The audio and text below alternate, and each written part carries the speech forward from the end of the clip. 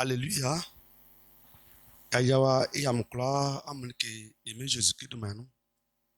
Ye nglemu kana yabo dikekele ibo ya nyamye ifa blenge fa nyame san.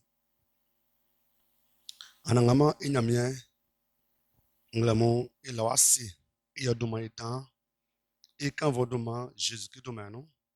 Obatikpa bakwasakla yo blengalie bo ya fonde onde sobo klosan pesime son ngbakie baji ajidinglu blekasinganu nde so ebuya kunda isro ko wa wesa otingei o wa wesa onkai ye ne akan bofin klosan ma omlim kataminoso sengo fin bonyamie jim do fala mi ngenu mankan modo manye kan vule je ma so ye be wo beti nde so o anyam nyamie pri mo iso ale mabe me bejujue ma otikebe modo man fu je ma so amen. Amen. Yeah, blangalia yafa nyame fluwan. Ifa fluwan ngosan ke Mathieu ndetri adon motue. Ima blu motue fa jinema a blanc. Lenye yaduma isolenye yaduma kanga. Mathieu ndetri adon motue. Ima blu motue fa jinema a blanc. Ye nkenge yi ndende kwa Mathieu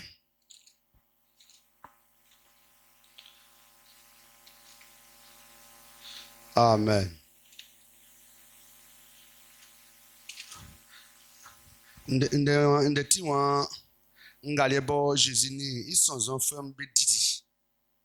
Niwa Jésus ngeli beunle na wasebeke nyamnyamani mi ati ke nsie nyamye sulo ni asiensua. Amen. Nyamnyamani mi ati ke nsie nyamye sulo ni asiensu ningin kula isonti anwo kokre vlen kula belike ma bekati nsonzon fwe ye anyobe batem esi nyamie ni iwa oni iwa we bedumanu ye like kula nga nkleri amu kusu ankrebe ma befasu ania mini amu eo kekula leleme favie amen. Ye ande ende tinga mo ejinasu yole ndenga abu yakuna yole batem yakuna yabuo ye batem so ebu yakuna akpaso afa nsan akpaso afa nsan su ye ifabu batem so yakuna ikikrisu wanye be yo I batem nio not ikikrisu nio ye inyosu be yo batem se ye insansu be yo batem wan dumanu donc otike like nsanso akpaso nsanso boti batem nie afike Jésus coin oti kasie bo oboli of amen ya kotomu se wan ekan nga Jésus ken oken le janye ku ekan wan se wan efran nu ekun eseke yo won nyamie mani mi ati ka ensie nyamie sulo ninge nyamie sulo ninge ni asiensu ninge kula isonti anwo okle mvlim kula belike ma bekati nsonzon fwe ye anyo be batem esinyamie ni iwawe oni esinyamie ni iwa oni iwawe be dumanu hallelujah okulika like nsanso like jaja nsanso yense ke yabu yakuna itaenyo yen mflanu kan ekun yense ke jaja nsanso yense ke ikikrisu yole ke wanye be yo ibatem ni ye inyosu be yo batem pa so be yo se ye se ke insansu be yo batem wan dumanu ke ekengale Jésus se ke be batem esi di ba yewa we beduman duman kane so be batem no. Alléluia. Yeah. Usa unkusan. Otike nga Josi kani yewole. Maintenant efa sanga be yoli inde trinyon. Ima ablasan ni so fadrema ablasan oni ngulan. C'est quand ya kan isori usa. Alléluia. Afin denga mo Jésus ko kan Josi dem beti nyamiende. Josi dem beti nawole. Yasa Josi kan so o kleke batem so otike kingingi mo frake croissant oyo. Alléluia. Yeah, ke kanga kana lo me kanga sanga be olin d'être mo tué. Ima ablasan oni nu fajrema ablasan ni gulan e kanga nende sanga be oli d'être mo tué. Iwa ablasan nu fajrema ablasan oni gulan en kanga nende tre. Iwa ya filifali nyamien den nga bekeli inunde so ofakan Jésus idasi fait clio que beko benyunu betoli nzui ye bien wa nia nzui ye oye ngweye ma nkla yoma batemni Philippe se dit que c'est à la fille ndenga nkan clio su ba akwayo bien se dit que na fisuke Jésus-Christ tinyamiwa oma betrali kakakolon na bayo ibatem kabe fin nzenu fiteli eminyamie iwawe mo Philippe sulo mo Philippe su woli bien wa umeiku ka bien encore ikun ti jowa pa be oni Philippe kusu azot lo ke ofile okani nde klo bosini besu bekla besu lele ofajuli Césarée. Alléluia. C'est esu pour nga kondan avec Jésus c'est dit que et samu osa ko de ka be samu be son enfants be ma sambe yi son enfants ba kun be baptême et si on y pas wa we be dumanu awen donc o kelke sans osa ko on be baptême nion ko se que nous osa que on be baptême nion et te su que sans sur la fi fouet ya be baptême nion afi Jésus wan amuwo be mi kula amu ye sans me kula mi son enfants ma be la fin sou ye son la fin de am kan sou amu ye baptême si on y pas ye wa we be dumanu l'encleke sous la fi fouet son la fi Jésus sou ye be yo yi baptême nion amen. Yeah, eu sa ebo eu. Ndega Jésus kani. Mais dans la songo way. Et on que c'est à son vieux nous. C'est bewa be baptême. Okun be ko soigner ke. Be so be baptême ke soigner. Be soin c'est anglo kun, anglo nyon, anglo sans. Ko c'est anglo sien. Et okun ko so be asabe be nia. Be sabe be nia. Sans vieux mot que bele voy be nyeni vieux mot ba nyeme donc be ngabo be nyeni be ayo be baptême nyon ye samu ke Jésus ndenti nyamende Jésus won iri ke ngo intengo kambe na be pa vieux ne fa be gwasu Jésus won be wo be sa me son enfants be ma sa me son enfants ya be ngabe la fin da be kansu ma bebe baptême ke be baptême ko vieux o ko seigneur be klebeliki wasema ke be klebeliki wasema ke be kwena ma be ko soinlike lelele na blele be baptême nyon kanga ni Philippe oni Éthiopie bien kai ngo we e oni ke bien soin obali ke wa sonyamie obali ke idal nyamie obal oni be yanu izanyamie oba na wa sui ye ke bien so mo obali bo ofale Isaïe fluai bo osu kangan coin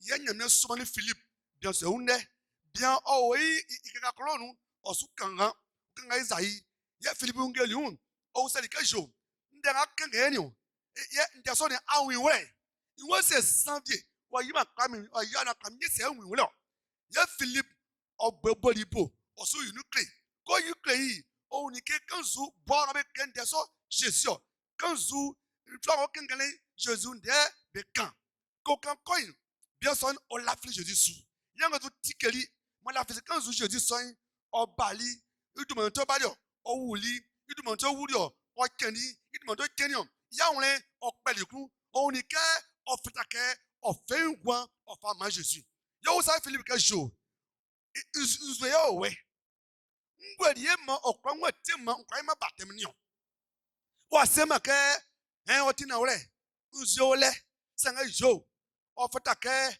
aswanike afi ati ma jifufwe afi kwa Yesu ble wa aba ande wa aba so no ande wa juwa esimo na wole wala fi so makande wa wole sanga ya kolike ya batem fuwa e famo aswanike soy anglokun anglonyon anglosan anglona ya ka sonike ya o so kosan ke o sa kosan sa si ilenu esoye batem hallelujah Philippe nyam yo awai o Philippe nu ke na ekwe enyu bibu se ke jo ke Philippe o li bien batem sa ken nyam o mani Philippe su je wa o ma Philippe ku o kreke ngam batem Philippe yele yo ti batem panyo yo ti nyam ku su batem nyo nyam o ni erio nyam o ku ba ngo Philippe nu ma fa yin den va keri bien so ma nyam o ku ba so yo keri bien won ye bien won okpoto lekun ye ma kwa se ke jo nyo batem nyam o ku ba so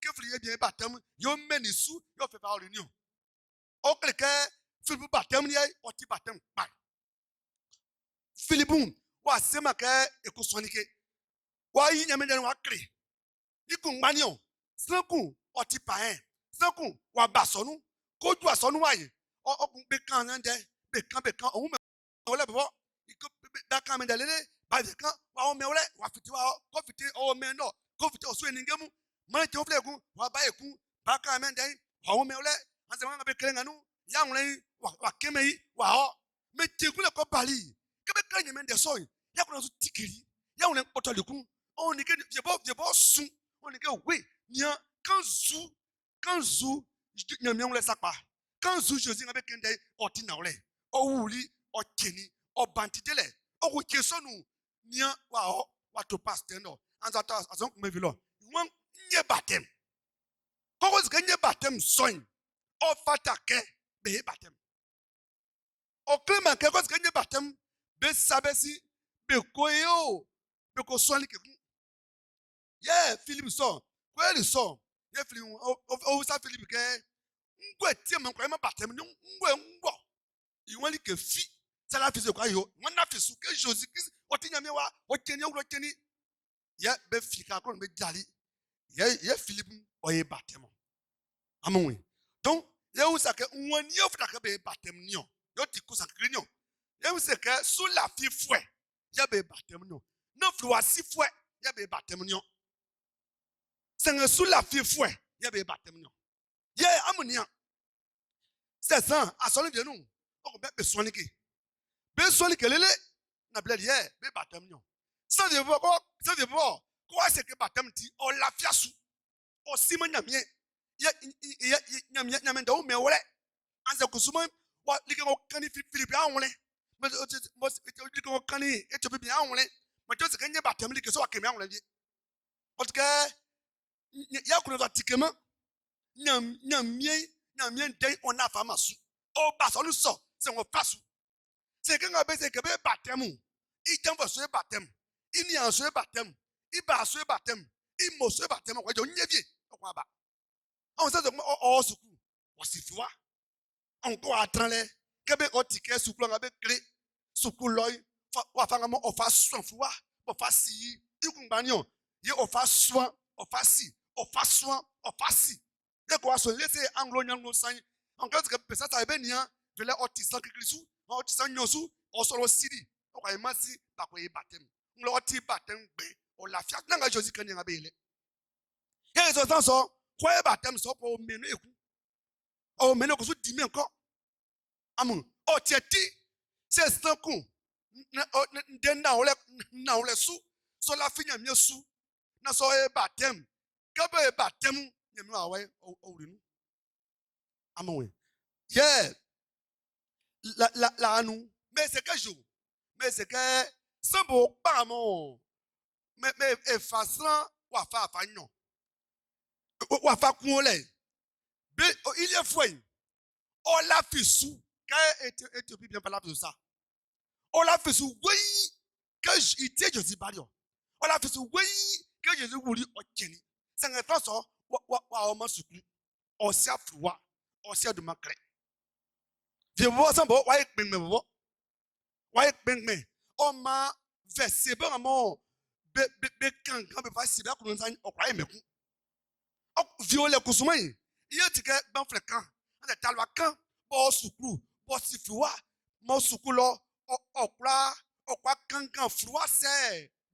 be froid anglais c'est les kakakpa mo kankan o ketinu mo yo sotiti o ku so kuna so afa ba sonu mo bala sonu me de fe o lafia su o lo di me se won yo batanje o ku aba o ku le fe okra suan okwa so la ketinu no be nyoni o nyamie nu o ka be batem ni o ele don aso we talwa kan so anze gban fle kan so but yeah o suku anze le fe yakuna o te mone so suan fu wayi o te kwa te ketinu ye o suan ye basa e ba nye yo anye yo ye black pengbe ani black pengbe ble mo se mo ba kunan wa pengbe kundan mo dike soim be so be sieku kwa du be so be kusan be sime be so be yo le ko batem ati be lele wanyeme se on laisse la file wanyeme se on si Jésus wanyeme se ya wona poteku wanyeme se on si que Jésus o wuri o kedu manu nga kusuma je mo ti conflict kan ya kuna te mone onyani se on lafia su onyani se on sanya mie onyani se on wa je kwa nu onyani se nga o atogwa nu be nyon wona ka be batem nyon hallelujah ye o sake woni be batem nyon on so afo na be batem oma la bien kun pasteur kun yeah on be batem ya ba clé sambe batem ni kene te ko danglo sangona le kun ba sa be bania ba sa bania wa vie bi wan otike bezuko se ke sangale anyeni sangale wanyeme oli wan blanga beti bien nyosumu bele fwen be gba be batem on a la yi nuklo on le ga yo c'est blakun o meno on bien o ko jeyi bien soin odumwa wa jab bien anda dumwa jabla il est clair que il mos ko jab bien soin ko kolei bien soin o le bla on so le blakun donc on ko wa e bla nyosu donc bien comme ti bla nyosu nti il est fait be ko me batem bibu se ke mbo so dumantie bien o si nyamye nja so dumantie blind o si nyamye alléluia donc il won comme planti bien nyosu ti ko me batem bien nyosu anze bla nyosu oni batem no o ti maku ngoti kingi yo le sula file so la fille Jésus sous quand on ti bien nyosu o ti bien sanso o ti bien nanso be batem alléluia yeah ikikrisu ni ya je kan le on na ka be batem no e tesuke sans o ti sula fifwe so on la fi nyamye su ya be batem ya inyosu e usali ke yo be yo batem panse be yo batem se ye batem nga be yo e oni ke nga mo Philip oni bien be drule bien usali ke won zue o we ye ngo miamio ngo ka ngo sa fisu e batem won be fika kronu be drali ko be finimo be drali fali bien Ofa olen zenu. Ofa olen zenu pure. Yo ojidi. Yo ke ba batem no. Mais c'est dans mon cœur à son nous. On dit que batem abe yo. Yeah, be fanzwe kan ça. Que va ouais c'est tu as ça. Que amu be so ça. Alléluia. Be fanzwe kro akanu. Il faut que be ta on dit ka mu. Ye be so. Il a au sortiment batem. On sait que la vie même on y a c'est que Jésus il d'entrer sans moi. Ça ti préfet, à ti sous-préfet, à ti directeur, à ti ministre, à ti président. Jésus il d'entrer. C'est un jour. Parce que bon que ça on ti s'entend. En ti ministre, en ti député, en ti préfet. Ni que fait préfet ni, en ministre ni, en député ni, en maire ni, ni que fait. Et fa les genoux, mais effecté, nous ne loi, on les sont fatalement. Ils sont mais pensent quand et fa métier vient, ils sont ultimement baptême. Jésus d'entra préfet, Jésus d'entra maire, il d'entra président. Sans Jean-Baptiste pas Jésus, on fa les genoux pas fité. On m'a baptême c'est baptême de façon de fa les genoux, une mois blanc, on peut fité. Baptême pour quelque chose. Et Jésus et à vous. Il y a Jésus et à qui sont où bessier, sont où belé, sont où à qui au gassou. Alléluia. Moi j'aime bien au cahier l'amour Jésus tout maintenant. Yeah, c'est que et quand baptême c'est qu'on doit passer ensemble. Il y a pas ensemble sous. Il y a les gars du sujet. Il s'en que yo. Be yo baptême moi tout maintenant. Amen. Quelqu'un les fois. Mathieu d'être à don moi tu es. Il m'a dit que je m'a blanc. Il voit amour, amour ça me plaît, de son enfant. Yeah, amour be baptême, si ba ni wawe be domano. Alléluia. Dans la soulier, dans ti tingi, yole duma be nous ye be yo baptême nyo. Ye ke kanga sanga be yoli indetri nyo. Il m'a ablacé so. Bon, il m'a ablacé glan, mais qu'un n'ende. Ça n'a pas eu d'être non. Il m'a ablacé so. Enfin, il m'a ablacé glan. Il m'a pierre, c'est le béquet. En kaki, en mousoué. Ma be yo, en mou plap, en mou patem. Jésus-Christ, tout manon. Nanamie, yaki, sanga, en yoli, kiamu. Yeah, ofe iwawe, ma amu. Afi likengo seri beke oyo iwan oyoma oyomamu ni amuma mu ni be klabo be moi bo emi nyamie of owa flebe. Alléluia. Ya usali ke duma be no be batem nyo ke ekengalen in d'être ablasa ni so iwan que betirin de so oyoli beya na bausa bieni ifiengu meke ndamu eyo ise kosanga be osali bieni ifiengu mu kosa beke ndamu eyo ise kosa su krikri bien wa yo iwa bien sali beke ankaki amuswe ma beyo amukla ambatem Jésus-Christ, il tout manou. Alléluia. Yeah.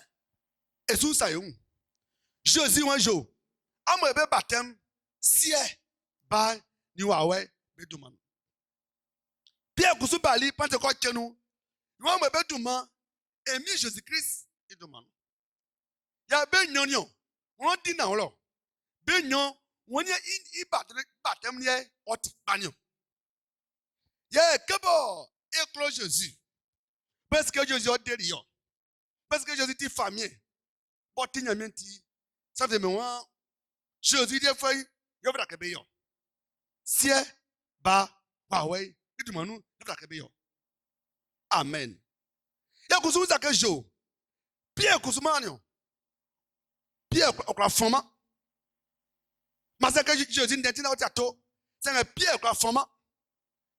Afi Jésus c'est à côté de quel jour Magou marqué c'est même temps à un fable l'amour c'est quand on a pas amindemi so anglonglo sulo ya kanya mi awe bo mi si bo kaseke ma fa mamu nda ke wa yi kwanu faklamu okle ke yo se ke amu e batam sie ba wa we dumanu yandra anze safia wa e yo zikanya se kusumai pante ko kenu kenye mo enjali besu mo pia nyame anwuru pia nu mo nyame anyi pia ndanga jo zikan bo se ke sie ba dumanu nyame wa kungba so why nu pe pia o ma pia kusuma o kan amo Josi buri akun ko se ke sie ba dumanu hallelujah me nia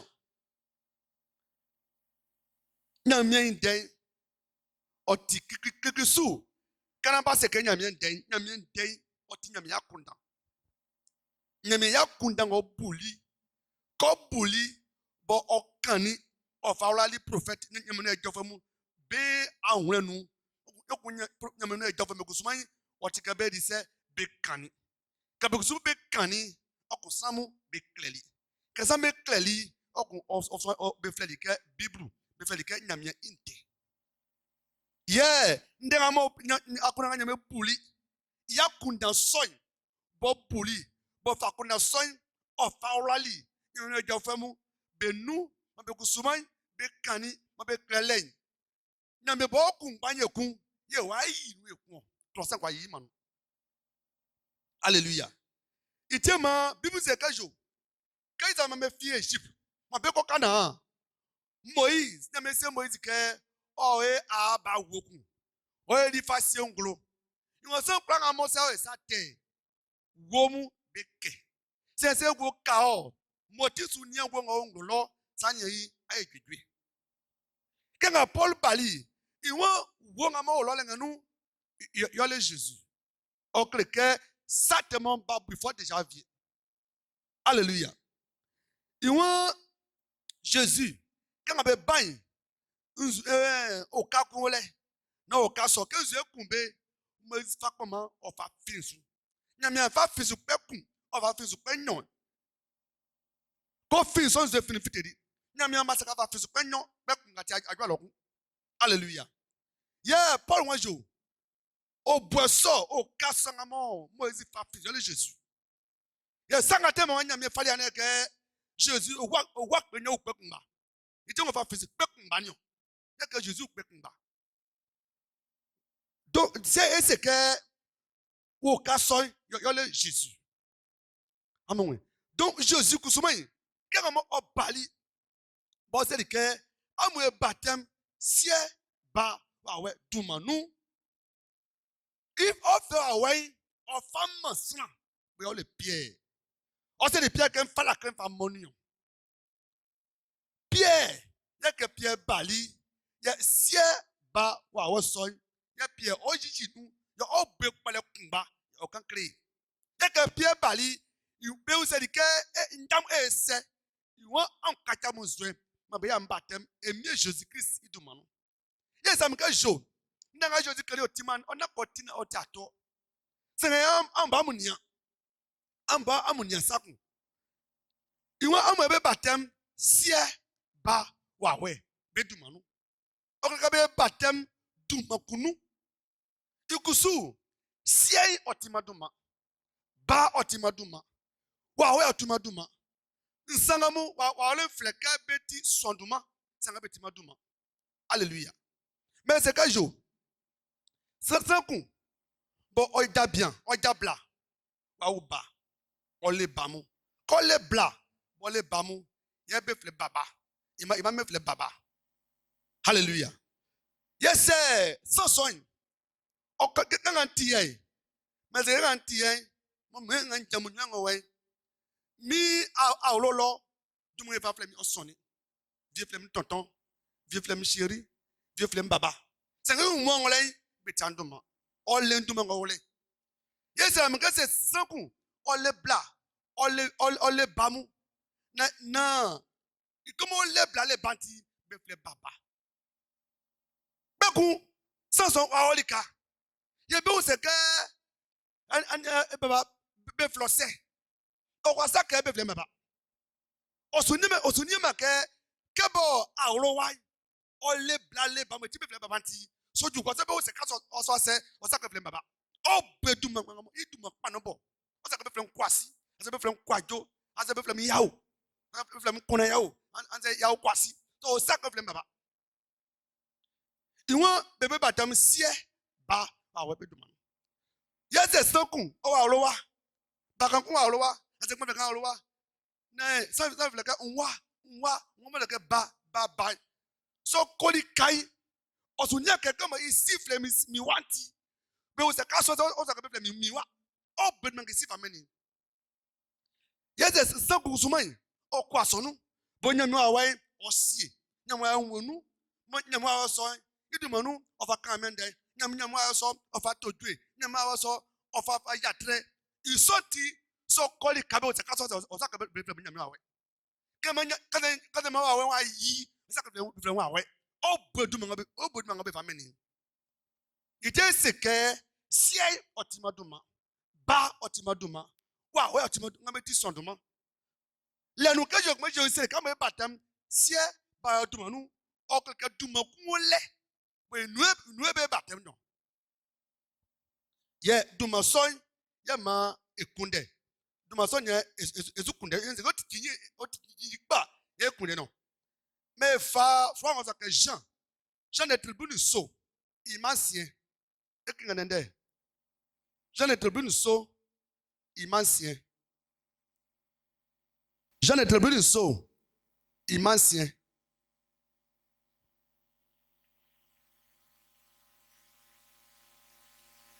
Benga, befa, menu manimi.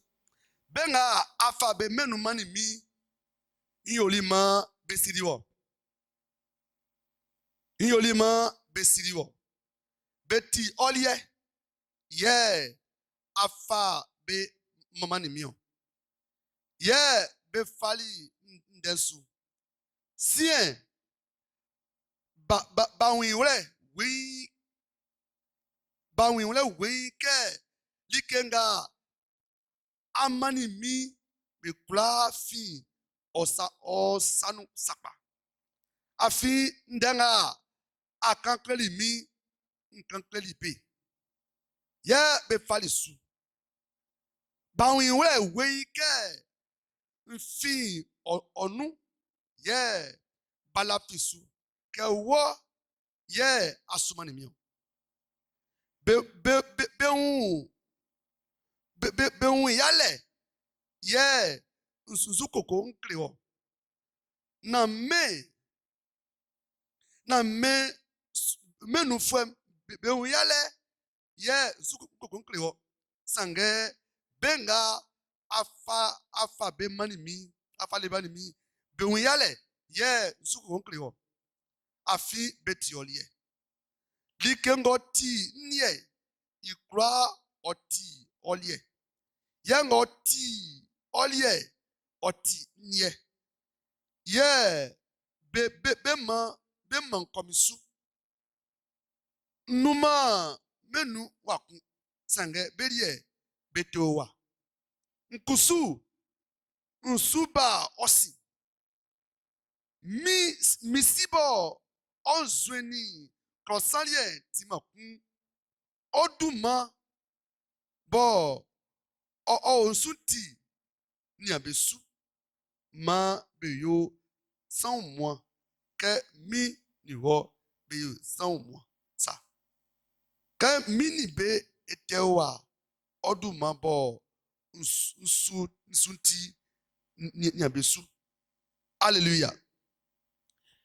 Quelqu'un a eu plein quelqu'un j'ai fait connaître ton nom. Alléluia. Donc, quelqu'un a eu what you fali oduma mfakle me. Ye wakabe tubo. You want oduma mo misunti. Ya ngata su ke gwen yo le ke nyoli foduma mfakle me. OK Josie bali. Josie wa ajiri nyame eduma ngro fakle li.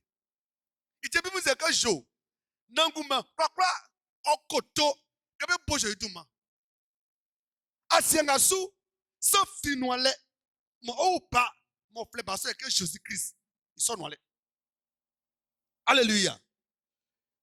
C'est sans coup. Au fond, à thème, au fond, Jésus de Manon. So, on dit que, on sera nyamien, on sera Jésus de Manon. On là, on sera nyamien, on sera Jésus de Manon. Amen.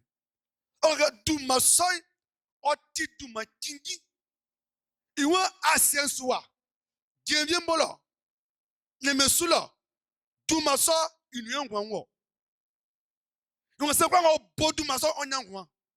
Il y a tout ma béni, il y a dans ça. Tout ma béni, il y a Timmy on ça. Tout ma béni, il y a Moussou, c'est ça. Soyez ma kenyam, il y a tout ma. Amen. Là, le jour, quand je dis c'est que, amouye baptême, si ba, waouh, beduma nous, osuka duma kunde. Ya duma soin. Ya nga kanga mo Josiba wuri mo oli. Kenya mo amba li mo ru Pierre nous. Ya nyama ngo ji duma so yin glow of akeli. Pierre. Duma so ole Jésus Christ. Que enseigne bien, et ça que waouh, c'est ça que ko un fond nyame duma nous. Un fond ba duma nous. Un fond waouh duma nous. Un fond Jésus Christ duma nous. Je sais pas comment faire anti-me clone que Jésus qui m'a fait naître de manou. Allez, avec comment il win mais ça me sique il quand. Il dit que au nom de Jésus qui de Nazareth. Avec comment il win l'oncle que Jésus Christ, tout le monde soit que Jésus Christ. Jésus Christ n'est qu'un des ça peut beduma quoi ouais mais on dit. Ça peut beduma ça me guédoué. Ça peut beduma on tisurale. Ça peut beduma on t'endué. Duma béni bon anjimu bewe côté beau. Duma béni transforme côté beau. Duma béni moi ame côté beau. Duma soy na duma kan je duma soy yo ti nyamie duma non. Ya yo mpanion c'est ndidike na saka nyamie je duma non. Mfo awate je duma non na je duma. Et moi tenye battement je duma non.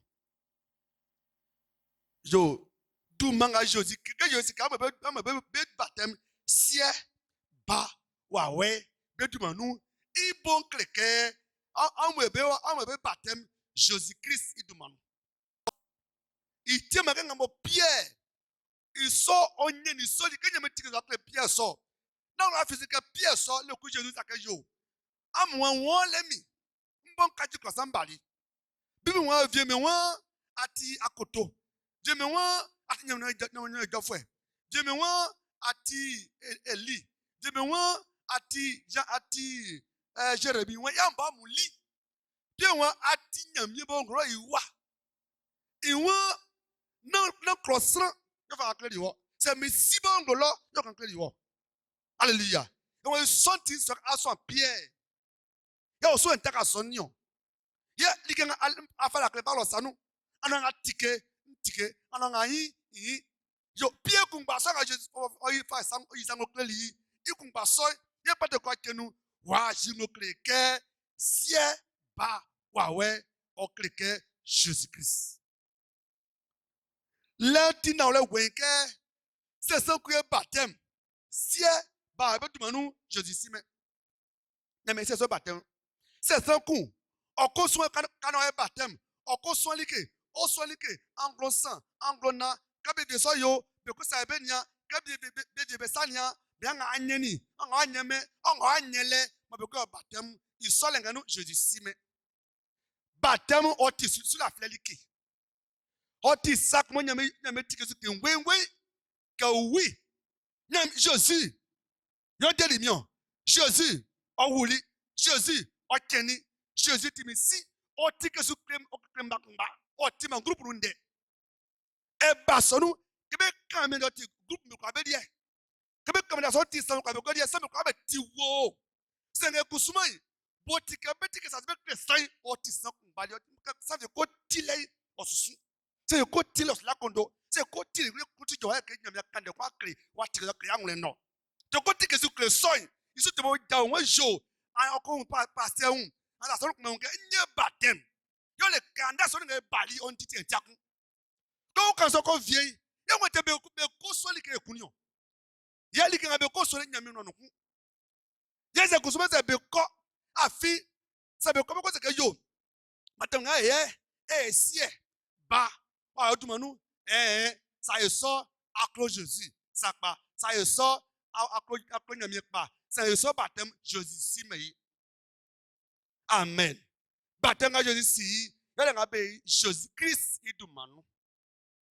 Itema que Jésus que jour amuwo ame ko be so nse fo ame baptême sie ba be dumanu ka bibu nele ma fa sakro bebo bibulu yi bobo le faju samlo yi le asuwo baptême ku ma be sie ba dumanu c'est Marc le verset viemu ma verset sonore be baptême Jésus Christ idumanu be kankan efa yadi makna kuita ngwe sanga be net nyon ima basan sofa jama ma basan ngula ke sanga mo iwa so o sa kosan numero ngula okra fre ke ngani sanga be net nyon ima basan sofa jama ma basan ngula pièce be kam amoye baptême Jésus Christ idumanu iwa samu ye son nyame acha acha msa tempa chabu samu ye son kasie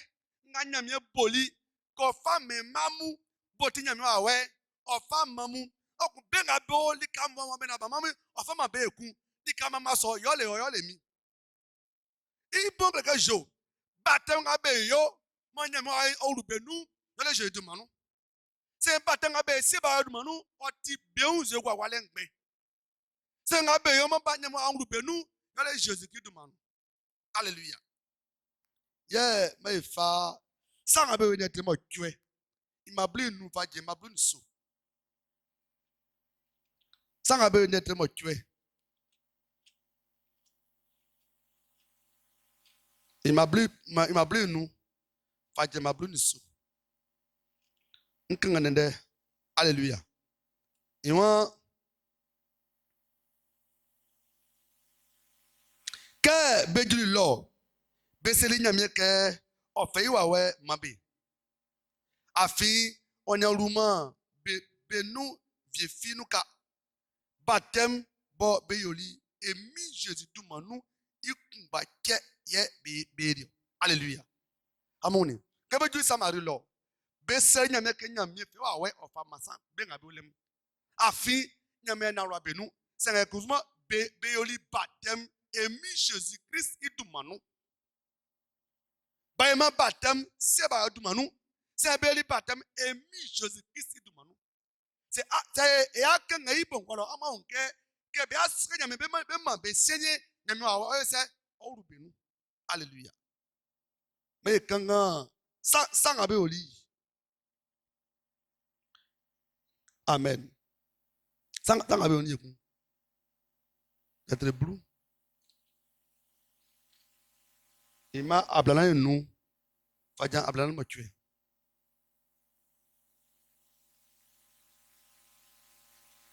iwa ka jif bo be la fi Jésus sou be ni Pierre bali be oni ke nyame fe yiwa we mani be bo tima jif be vie obolibo be kula oboli be kula be noa afi be oni ke sanso be sukan anye biemu ye be mama nyame ye Pierre mani nde suye kuon benga nyame feli yiwa we mani be ke Eliesa ekwa seke nama beyo be baptême nzuenu oseli ke beyo be baptême Jésus Christ du manu.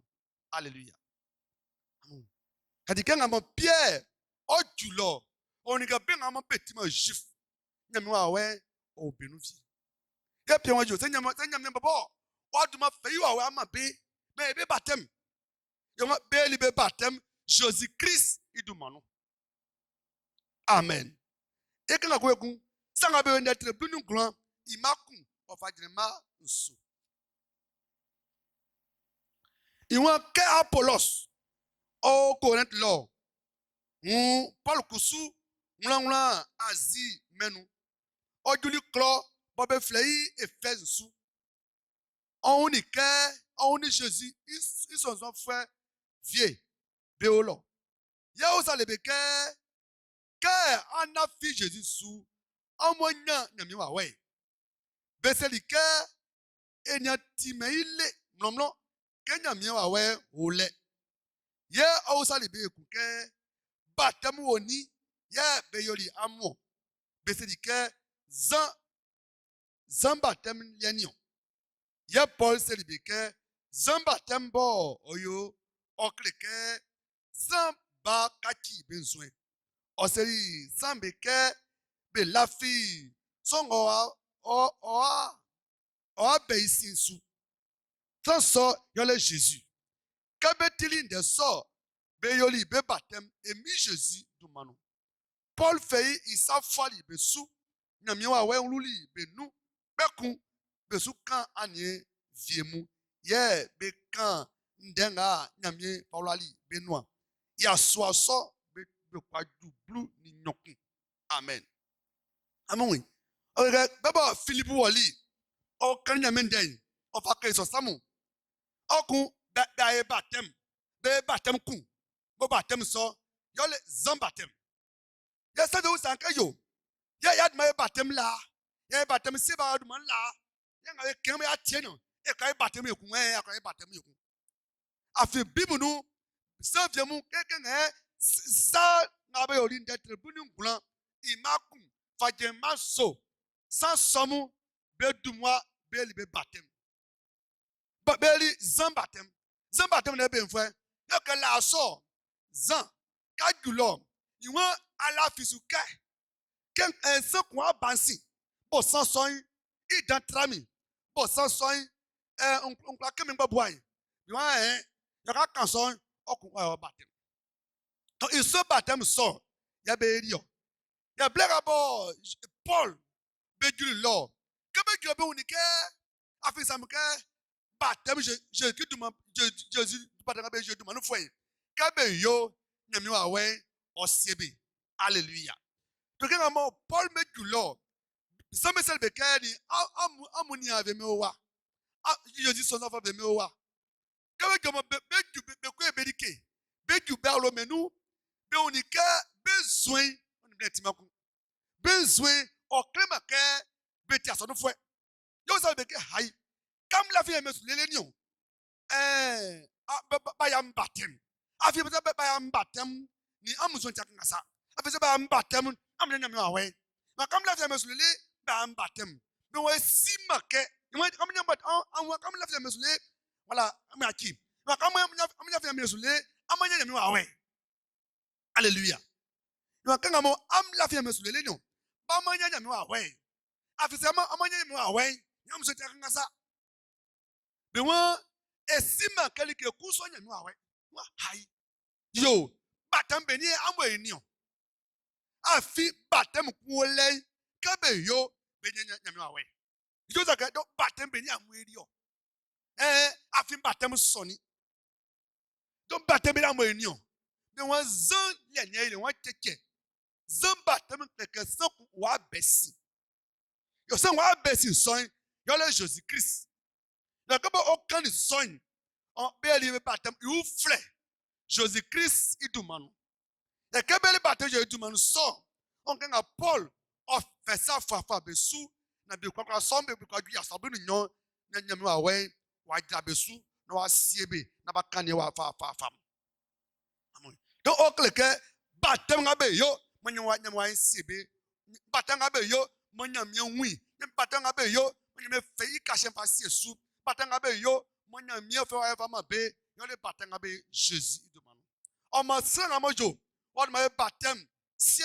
ba dumanu na batem pa batem so o manyame wa we batem so tika janzo nu gbe batem go o ma san nyame si san nyame kladuma san nyame fa meyi yo le batem be Jésus Christ dumanu hallelujah manyame ram su Jésus dumanu amen yes am ke I massive way e ba ikun ya e kan nyame de ufla ikun ya foke e kan de ufle botibeti de na wole bon de sa be ti be nya undwe se be ti be nya sokale se be ti be dwedwe manyame okam jedma meso Amen.